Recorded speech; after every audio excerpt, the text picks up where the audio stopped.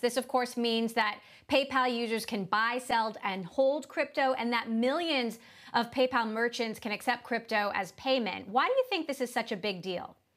Well, listen, PayPal has the most accounts of any bank in the world, right? And so you've got this giant platform. On deposits, it'd be the 30th bank, but in terms of accounts, in terms of reach, it's the biggest in the world, who just said we're going to allow Bitcoin.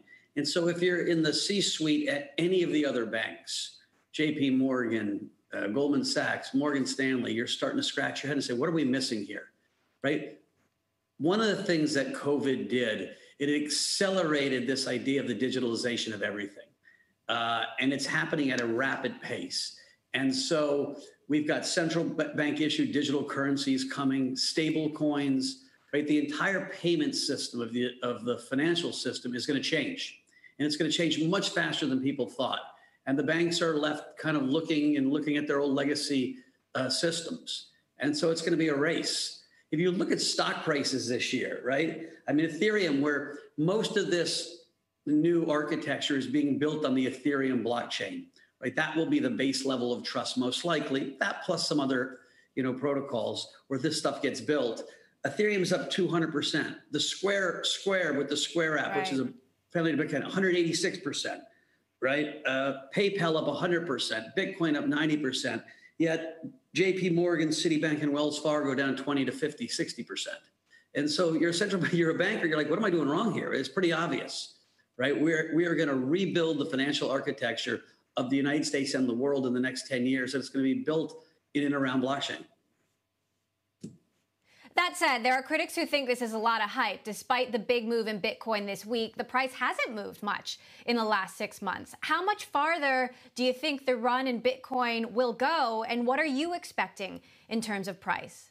I think it's going to go a lot farther. Listen, one of the reasons Bitcoin didn't go so high is it's hard to buy, right? You can't call Goldman Sachs, you can't call JP Morgan, you can't call Bank of America, you can't call E-Trade and say, buy me some Bitcoin, right? And so where most of the wealth is in America, right, 45 to 80-year-olds, the baby boomers and the next generation, they're not used to logging in on a Square app or on a Coinbase wallet, right? They call their brokers. And so what I'm seeing at a rapidly changing pace is more and more infrastructure being put in place to allow easier access to buy, right? We just, with PayPal, it's a huge step in how easy it is for people to buy and sell crypto. You're going to see E-Trade come next. You're going to see the credit card companies, Visa, MasterCard, and then American Express. They're going to, I would bet you within a year, offer a platform where their 30 million merchants can transact in stable coins and crypto. Meantime, Bloomberg is reporting that PayPal is in talks to buy the Bitcoin custodian BITCO, which is a company that I know you are a big investor in. What is the latest on that?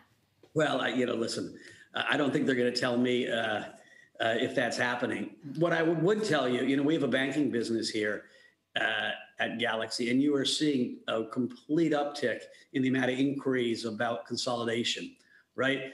If you think about PayPal, right, they're a tech company.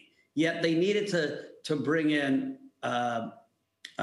Paxos to do their Bitcoin integration.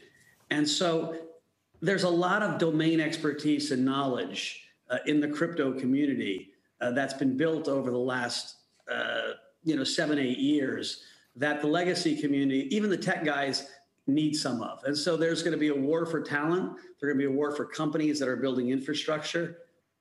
It's going to suck in talent. And so really exciting time to be in the crypto and blockchain space.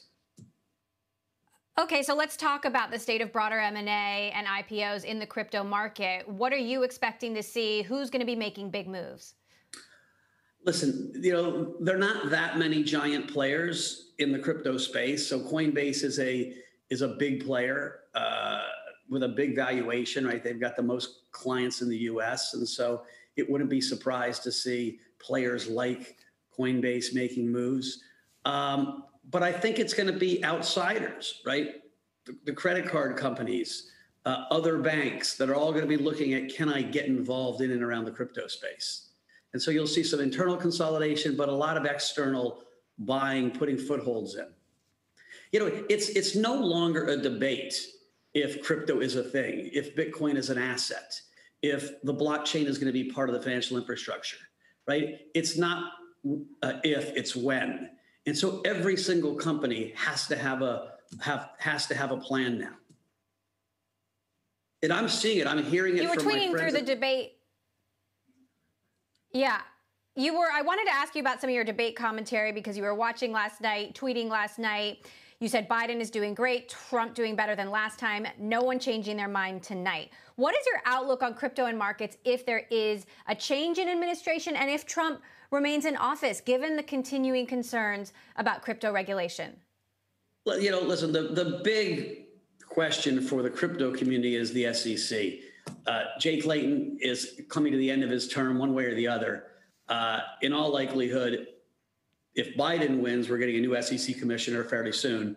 And then we got to wait to see. My bias and my hope, but my gut feel is the next commissioner will be far more crypto friendly because the world has shifted, right? The fear of, this all being used to fund North Korean nukes or some shady drug dealers in Kazakhstan just isn't happening. There are security companies, places like CipherTrace and others that are making it easier for law enforcement to actually track where these coins are. Remember, blockchains are public. Well, the public blockchains are public. Every transaction is out there. And so in lots of ways, the story was backwards. Now, I got a quick question for you from a terminal user asking, why do you think Bitcoin will keep going up with PayPal in the market? Because the more Bitcoin is used, the more PayPal and others are natural sellers. Doesn't that mean the price could then go lower rather than higher? Listen, to be honest, I don't think Bitcoin is going to be used as a transactional currency anytime in the next 5 years.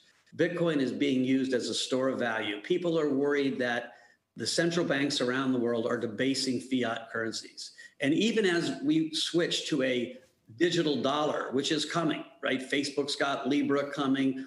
Lots of stable coins are going to be issued here in the United States and abroad, right? Don't forget, China is way ahead in issuing this stable coin. So quite frankly, it's a national security threat if the US doesn't get a digital currency.